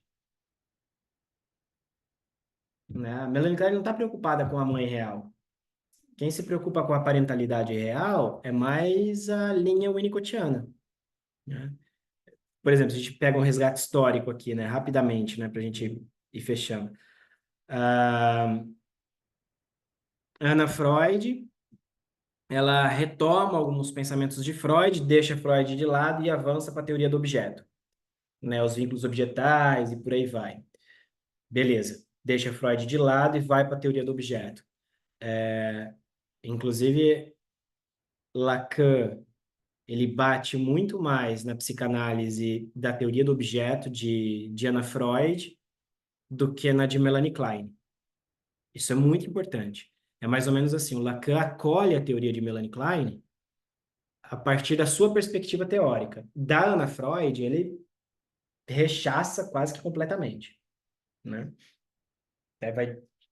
Há quem diga, olha que legal isso, que Melanie Klein era muito mais freudiana do que Anna Freud. Por que será, né? Não sabemos. Conjecturas. Ciências conjecturais. A Melanie Klein, ela vai trabalhar com a fantasia do bebê. Quando ela vai dizer da posição esquizoparanoide, a posição depressiva, seio bom, seio mal, ela está dizendo de uma fantasia do bebê, uma fantasia constituinte. Tá em Lacan também, né? Não é negar a teoria da Melanie Klein, mas é mais ou menos assim, quando o Lacan vai estudar sobre a fantasia originária, né? Ele vai dizer, bom, tem coisas aqui que a Melanie Klein deixou passar, né? Então, quando a gente tem uma teoria kleiniana, a teoria kleiniana, eu sou muito ruim, assim, para falar a teoria kleiniana, porque eu estudei muito pouco, mas até onde eu sei, a teoria kleiniana, ela se ocupa de repensar a fantasia desse bebê. E toda a clínica kleiniana vai em direção a uma certa atualização, né, uma revivência desses vínculos mais primitivos, né? Ou seja, você vai ter que passar novamente pela fase esquizoparanoide, depressiva, não sei o que, para um certo tipo de amadurecimento, tá? Seria isso que seria a análise. Kleiniana, é mais por essa via. Até onde eu sei, posso estar... Eu posso estar totalmente enganado, gente. Se vocês falarem assim, Marco, ó, eu sou kleiniano, tipo, nada a ver, me expliquem, por favor. Que até onde eu sei é isso aí. O Winnicott, ele já vai olhar e falar, bom, tá bom, nós temos Freud com Édipo, nós temos Melanie Klein, nós temos relação de objeto, agora eu quero saber quem são os pais reais. É pediatra, né? Eu quero saber quem são os pais reais que permitem a produção de uma neurose ou de uma psicose, ou de um delinquente. Que essa é mais a pegada do Winnicott, trabalhar ali com a possibilidade de readaptação e tal. Readaptação mesmo. Reintroduzir o indivíduo à cultura, a uma família, né? E aí você pega, por exemplo, o Winnicott tentando saber quem são os pais reais. Aqui mata a psicanálise, né? Detalhe, o Winnicott falava assim, é que os winnicottianos não sustentam. Nós, para neurose, temos a psicanálise. Para psicose e para outras coisas, nós temos o que eu estou produzindo. O Winnicott era freudiano roxo, mais do que Lacan. Final de semana eu tive presente no mercado, o palestrante era um indiano e estavam discutindo casos bem famosos, assim, de perversão. Fala mais alto, senão o povo não escuta. A gente estava discutindo sobre casos de perversão no evento que teve aqui no Rio. E daí, eu levantei a mão assim para ver o que ele Vai causar. tipo assim, eles estavam querendo propor como se fosse uma revidência de uma das fases infantis fálicas e onde foi falho ali nesse desenvolvimento para reviver isso em análise. né? Basicamente, foi pelo menos eu entendi ali, né? Mas aí eu entrei em dúvida em casos de perversos e a questão das prisões. Então, tipo assim, se fosse assim, a gente não teria que ter esse isolamento social. Assim, uma questão mais cultural, sabe? Tipo, e daí ele, acho que ele entendeu um pouco da onde que eu venho, do que eu gosto, e daí ele falou assim que se a gente pensar nessa linha de raciocínio, a gente não teria como trabalhar com a psicose e a perversão. E eu fiquei bem incomodada, assim, com essa impossibilidade, porque eu não vejo dessa forma. Mas eu queria entender por que eles pisam tanto nessa forma de pensar diferente, tipo, de Lacan, sobre reviver isso em análise, porque a gente não consegue tomar uma posição de algo que já foi vivido pelo sujeito, entendeu? É assim, quando você pega o texto lá do Freud, recordar, repetir e elaborar, a gente só vai entender esse texto a partir do momento em que nós compreendemos que o inconsciente é atemporal. Então, na verdade, aquilo que você revive na relação com o analista, e isso é intransferência, o que você está fazendo não é revivendo.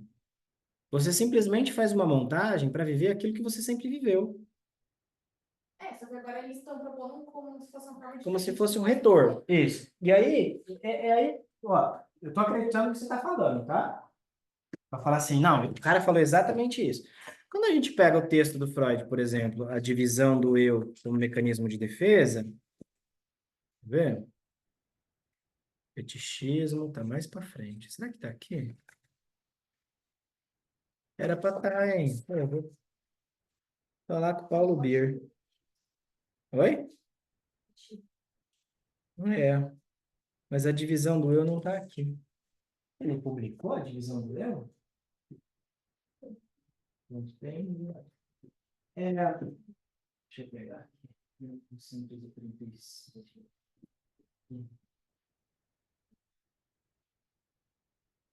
É um dos últimos textos do Freud, né? A divisão do eu como mecanismo de defesa.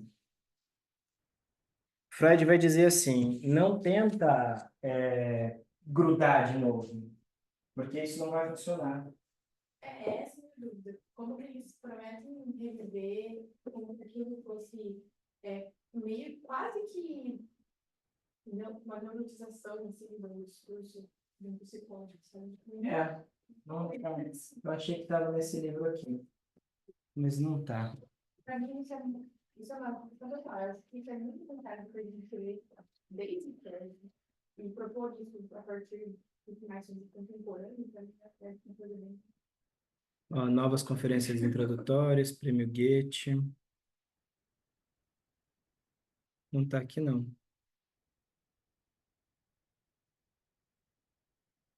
Eu jurava que estava aqui.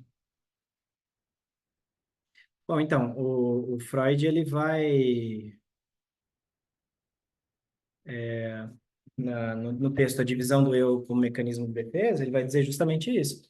Quando se trata de uma perversão, o eu vai funcionar por um lado como psicose e por outro lado como neurose, né? E é interessante você ver aquele texto junto com o fetichismo.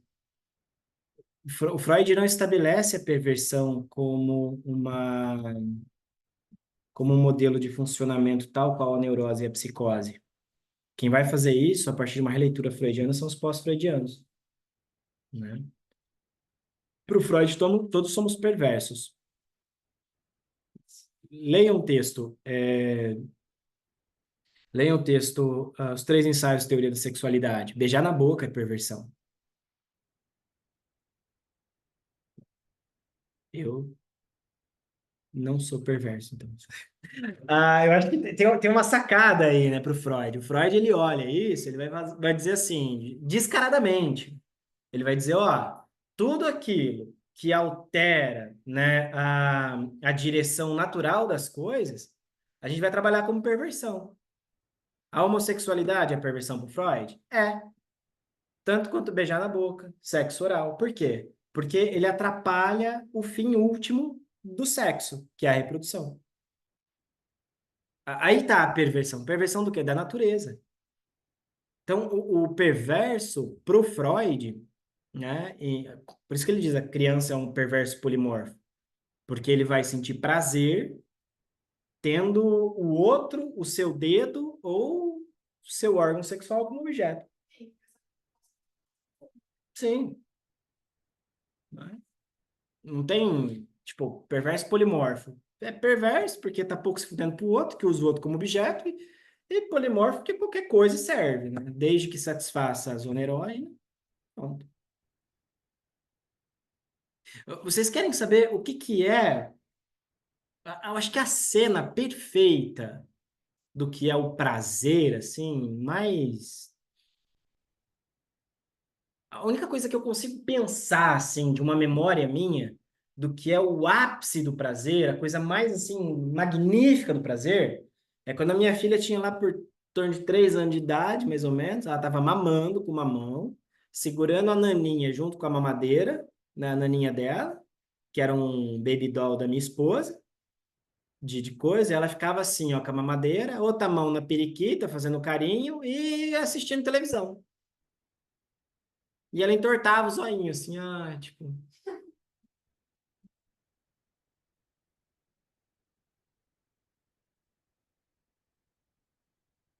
É isso. Esse é o exemplo do perverso polimorfo. Boca, sei lá, vagina, clitóris, ouvido, olhar, pele, tato, cheiro, tudo aí, tudo. Veja, objetos parciais, né? Um corpo como zona erógena.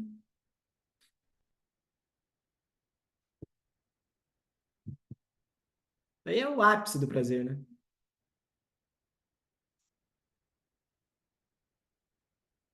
Então, assim, você não tem como pensar no Freud, nós já fugimos totalmente da aula, né? Mas eu acho que essa é a ideia, né? A gente poder ir conversando aqui. Mas você não tem como pensar o perverso no Freud como um mecanismo de funcionamento, diferente da neurose da psicose. Também você não tem como pensar a melancolia como um mecanismo de funcionamento, nem o autismo.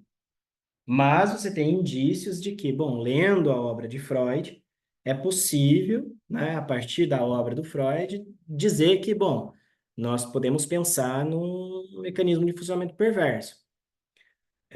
Nesse mecanismo de funcionamento perverso, principalmente os dois textos principais, Fetichismo e a Divisão do Eu, que é um texto inacabado, ele morreu antes de terminar. Foda isso, né? O cara morre antes de terminar. Mas a clivagem do eu como mecanismo de defesa, ou a divisão do ego, sei lá como que tá aí a coisa.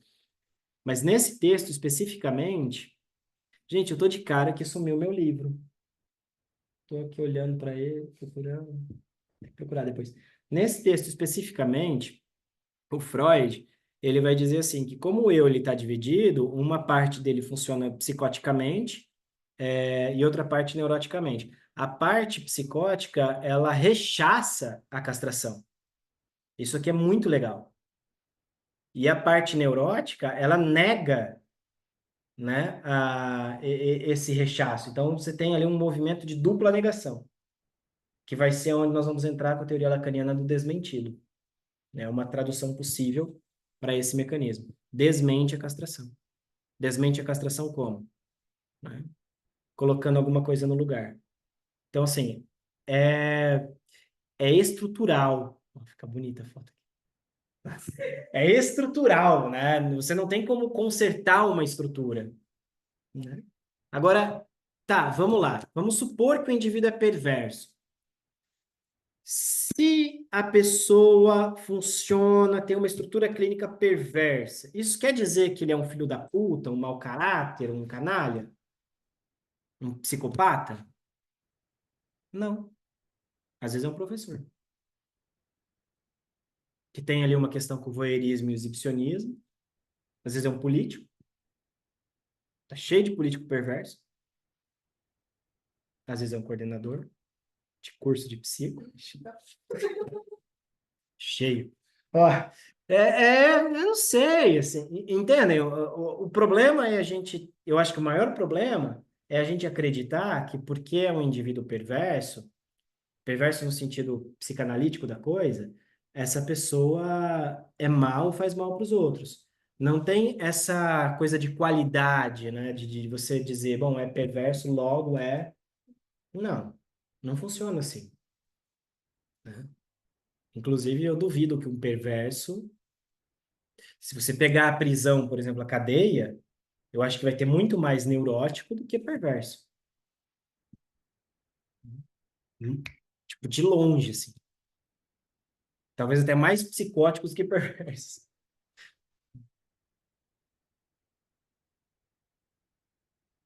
Por quê? Porque, bom, primeiro que o perverso, quando tá ok com a tua modalidade de gozo, ele não vai encher o saco de ninguém. O Richard Couto, você assistiu a aula dele? Ele falou do cara da galinha? Com o Coutinho Jorge, é. O Richard Couto, ele dá o exemplo de um caso clínico. Eu posso dar esse exemplo para vocês também da minha clínica, né? Que eu atendi um cara perverso que ele sonhou que o pai dele tinha voltado à vida, e aí ele pegou uma arma e deu um tiro na cabeça do pai dele e falou assim: agora sou eu que mando aqui, né? Ou seja, ele é o pai totêmico, ele que manda em todas as mulheres. Pergunta como você, tipo, na clínica, assim, quando teve, tipo, ou a partir de quando você consegue, tipo, tá, essa pessoa, por mais que todo mundo tenha um pouco de todas as, como é que fala, estruturas, essa pessoa é perversa, assim. Talvez a perversão, talvez, seja uma das, dentro das estruturas, seja aquela que você não consegue identificar pela fala. Você vai ter que identificar pela transferência. Qual o lugar que você está na transferência? Normalmente o perverso te coloca no lugar de espectador, tá? Espectador mesmo. Te coloca no lugar de espectador e de impotência, aonde você vai começar a se horrorizar com o que ele traz. Oi? Isso. Esse caso, por exemplo, ele falou isso, em outras sessões ele começa a falar do olhar que a filha tem do pai, em relação ao pai, e ele vai dizer assim que o que ele mais queria na vida era esse olhar, que uma mulher o olhasse, né, como a filha de fulano olha para o pai. Veja, a captura do olhar, né? Ele capturado por esse olhar, o exibicionismo, o voyeurismo. Ele também, e aí foi quando eu rompi a sessão com ele, né? Eu rompi o tratamento com ele, quando a minha filha devia ter ali um ano, dois, talvez, não, menos de dois, um bebê ainda. E ele disse assim, quando tua filha fizer 16 anos, eu vou comer ela, ela vai querer, e você jamais vai ficar sabendo. Eu disse, bom, se ela quiser. Aí ele olhou para trás, você não sai do lugar de analista mesmo, né? Ali eu fechei com chave de ouro. Isso é perverso. Ou seja, veja que o tempo inteiro ele está me colocando numa posição de, né? Ele falando que ele pegava a arma e matava bicho, né? Aí ele diz, cara, eu tinha uma cachorra linda, linda, linda, minha mãe amava. Aí eu falei, e aí, o que que deu essa cachorra? Eu matei, porque minha mãe amava. Mas isso é um perverso meio escrachado, né? Tipo assim, Demora para falar isso. porque, por exemplo, tem pessoas que, por exemplo, eu consideraria perverso, mas, tipo assim, por ser narcísica, mas não por ser. Não. Ou então, aí que tá. Quando a gente fala de estruturas clínicas, por isso que eu não gosto de dar aula de psicodiagnóstico, né? Primeiro que psicanálise não trabalha com doença, trabalha com modelo de funcionamento. Mas quando a gente fala de estruturas clínicas, a gente só consegue diagnosticar mediante a análise da transferência. Então, assim, por mais que tenha, né? Tipo, eu li um livro e o personagem do livro é um neurótico. Freud fez isso. O caso Schreber, né? Eu acho. Lacan também fez. Foda-se. Tipo, mas assim, você tem que jogar isso meio que pro lado da conjectura, né? Talvez seja. Já para a gente ter um diagnóstico, o que é muito interessante não é só por aquilo que o paciente fala, mas é pela análise que você faz da transferência. E aí entra um ponto. Eu vou dar um exemplo aqui de um caso, né? Para vocês verem como como que morre a possibilidade de pesquisa clínica aqui agora, assim, por causa do diagnóstico. Vou dar um exemplo bem claro. Eu dava supervisão para os alunos da pós em 2017, 2018, 2019. Em 2017, eu falei para um rapaz atender lá na Paróquia Coração de Maria, aqui em Londrina. Ele traz um caso, ele começa a falar do caso e diz assim, tal. Eu falei assim, bom, me parece muito, né, uma identificação histérica, tal, né, uma neurose, vamos bater martelo, mas me parece uma neurose. Muda o ano, muda os alunos, muda então o cara que está atendendo. Ele começa a atender esse mesmo paciente. Eu não sabia. Os dados que ele me trazia era claramente uma psicose. Veja que o diagnóstico depende, inclusive, daquilo que você consegue formalizar clinicamente. Olha que louco. Se você não está com a tua escuta apurada, por isso é importante a análise pessoal do analista, para desfazer o máximo possível as suas fantasias, a sua escuta, as suas, né, projeções. Se você não está com a tua escuta apurada, quando você leva o caso para supervisão, por isso que não andava o caso. O cara trazia coisas que era obviamente uma neurose, mas era a neurose do aluno operando ali. Já no segundo, que tinha mais tempo de análise, mais, né, ali ficou muito claro que era uma psicose. Por que que ficou claro que era uma psicose? Porque o paciente não se fazia de, o paciente acreditava que era. O paciente era. Numa neurose, o paciente se faz de, se inventa. Na psicose ele é. Para mim ficou muito claro. A hora que o aluno começou a falar do caso, eu falei, nossa, esse aí é um caso de psicose. Também é intransferência. Não é pela forma como que o paciente fala simplesmente, né, que você vai identificar. E eu atendi paciente psicótico, que eu duvido que... Assim, você olha para a pessoa e fala, é esquisito. Mas eu duvido que alguém fale que é psicótico. Duvido. Conversa numa boa, cumprimenta. É meio estranhão, assim, tal. Acho que muito mais pelo efeito do uso do crack do que qualquer outra coisa. Mas assim, hoje você olha pro cara e fala, meu, gordinho, trabalhador, direitinho, assim.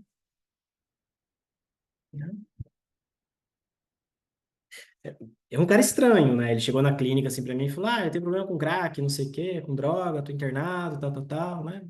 Tinha uma parceria com uma clínica que eles traziam os pacientes para eu atender na minha clínica. Eu falei: eu não quero ser da equipe, porque quando você é da equipe, os pacientes não falam, né? Ele traz aqui, a gente faz um bem bolado e vê o que dá. E aí esse paciente então começou a falar as coisas. Acho que uns 2, 3 meses depois eu falei: cara, me conta melhor esse surto que você teve com a tua mulher, que você foi preso. Não é que ele começou a falar disso. Ele falou, não, ela tava flertando com o William Bonner na minha frente no horário do jornal. Eu falei, como? Né? E aí, assim, eu olhei pra ele, dei uma risada, falei, cara, me explica. Aí ele falou, se eu te falar, você vai falar que eu sou louco. Eu falei, tá, foda-se. Tô aqui pra... Que rolou? Aí deu uma risada e falou, eu acho que eu não tava bem. Porque... Nossa. Gente, atendam psicóticos para vocês aprenderem o que é a fantasia, né? Fiz uma intervenção, puta, uma pergunta de idiota, assim. Aí ele começa a falar, assim, falou, não, eu tava lá sentado vendo jornal com a minha esposa, com a minha namorada, né? Minha companheira. Não lembro se ele falou companheira ou namorada na época. E a gente tava vendo o jornal e, de repente, eu vi que ela olhava pro William Bonner e o William Bonner olhava para ela. E ficou uma coisa muito estranha, porque tava lá a Fátima do lado do William, e eu do lado da minha, e rolando aquele negócio, né? Eu olhei e falei, cara, eles estão flertando. E aí eu falei, ó, você para com o quê? A hora que ele deu boa noite, eu sentei a mão nela. Eu falei, mas por que que você não desligou a televisão? Ele falou, Marco, porque vem por satélite. Que o sinal vem pelo satélite, não vem? O flerte tá ali, ó. Marco, e aí nesse caso, tu não vai tentar assim, neurotizar o paciente, tipo, meio que entra nessa frequência dele, não é? Isso, você não vai tentar neurotizar, você vai escutar e dizer, cara, tanto é que eu falei depois uma hora, né? Falei, bicho, você sabe que... Ele falou, não, eu sei, é loucura. Hoje eu sei que é loucura, mas na hora... Uhum. Não, é um caso assim... Ele parou de usar crack, né? Sei como é que tá. Esses dias eu vi ele lá. Esse dia mexe, ele vai no meu prédio lá. Ele, não sei, que alguém da família dele mora lá. Eu Mas, tenho um caso de pessoa da família. E é um pouco engraçado, porque às vezes a gente escuta a pessoa falando assim, porque sempre falou assim, nunca sabe se falou porque ela escuta em ouvido, como se fosse um aparelho auditivo. E daí você nunca sabe onde você está pisando. é, é, é. Mas então você não pode desmentir a fantasia. Tipo, se pra ele falou que tava Não, vendo satélite eles flertando, você não fala nada. não. Você fala, me conta mais. Nossa, É complicadíssimo pra gente, né? Porque a gente não aprende isso na faculdade. A gente está sempre tentando trazer a pessoa para a realidade. Quando, na verdade, a gente não vai entrar na realidade da pessoa. Porque a pessoa vai olhar para você e falar, cara, eu sei que eu tô louco.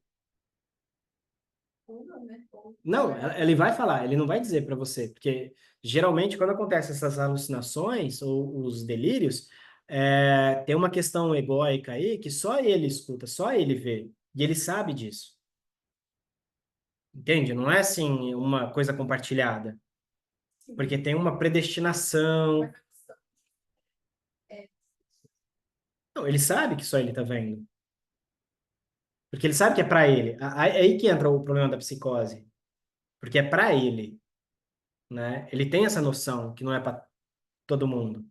Só que isso vem como? Vem no formato de um ego inflado. Eu sou predestinado. Ou tipo, Deus mandou.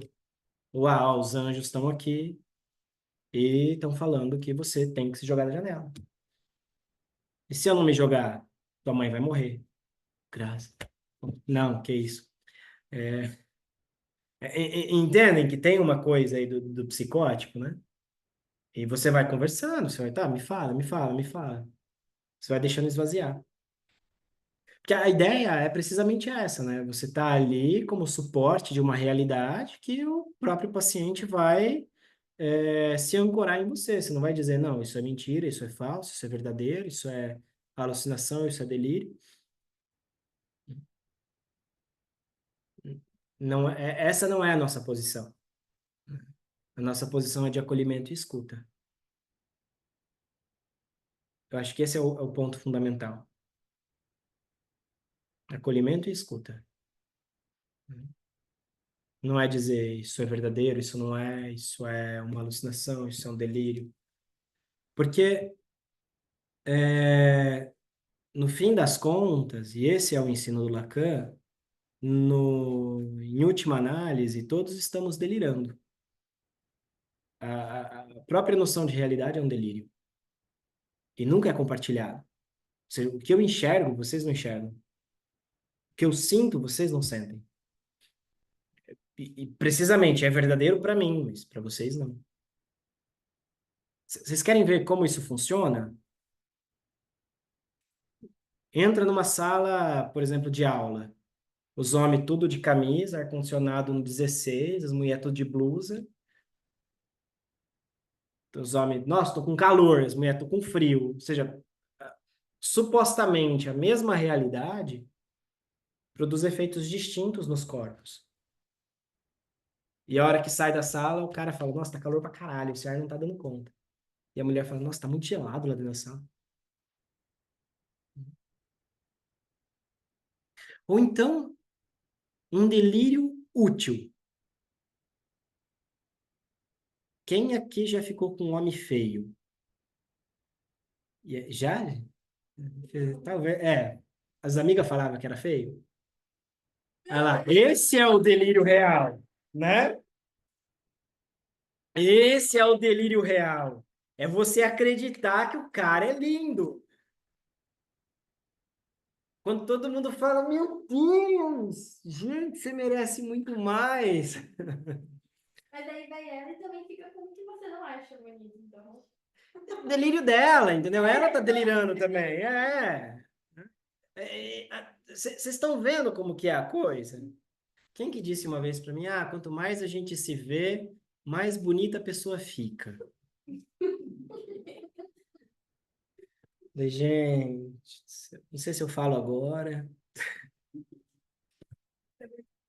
Ela tá acostumando. Tá acostumando com a feiura, né? Deve ser isso. Assim, o que que tá rolando aí? Amor. Traços identificatórios. É. Então, essa experiência. Estamos tudo no tema de hoje, né? Essa experiência da singularidade, você não tem como capturar numa pesquisa clínica. Tá? Isso aí é real. É real no sentido de que, bom, é impossível de você capturar numa pesquisa clínica. Atualmente. Talvez um dia. Talvez. Tinha que ser simples, né? Tipo, essa questão de cada corpo interagir, percebe o externo com uma forma, igual a gente estava falando, sendo assim, os sintomas também serão de forma diferente. Sim, Então, sim. mais uma vez, a gente vai para a psiquiatria. Cada um delira à sua maneira. Essa é outra forma de dizer que ninguém é normal, né? Se vocês quiserem referência para pensar isso aí, o Lacan, ele começa o trabalho dele a partir de um pensamento muito intrigante de que a estrutura de todos nós, a princípio, é paranoica. Ele coloca, inclusive, a paranoia como uma estrutura. Deixa eu pegar aqui o livro do cara aqui, esqueci o nome dele.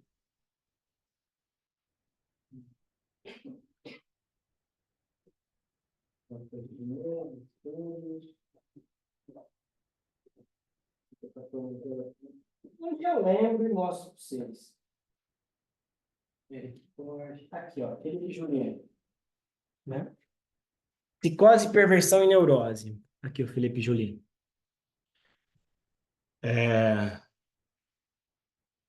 Aqui ele começa justamente trabalhando, né? Que a estrutura base é psicótica e a partir daí você vai ter a possibilidade de, né?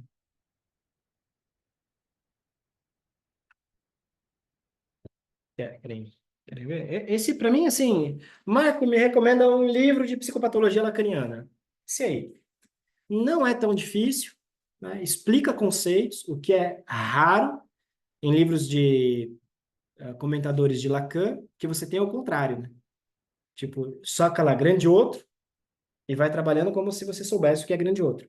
Aqui não, aqui ele traz alguns conceitos, alguns elementos, ele vai explicando os conceitos, né? Bom, dúvidas? Estamos aí, horário estourado, falei demais hoje, né? Animado. Hoje a noite promete, sextou. Fala, Cláudia. Muito bom. Não, isso aí ia dizer que eu achei muito legal que você amarrou com casos, né, vinhetas e tal, fica mais palpável o presente e depois rever e formular dúvidas. Ótimo. Alguém quer colocar alguma questão, alguma coisa? Não? Bom, qualquer dúvida que vocês tiverem, podem mandar lá no grupo, tá? E aí o link para a gravação vai estar disponível já já. Acho que hoje mesmo eu mando lá. Um beijo, gente. Até a próxima. Tchau, tchau.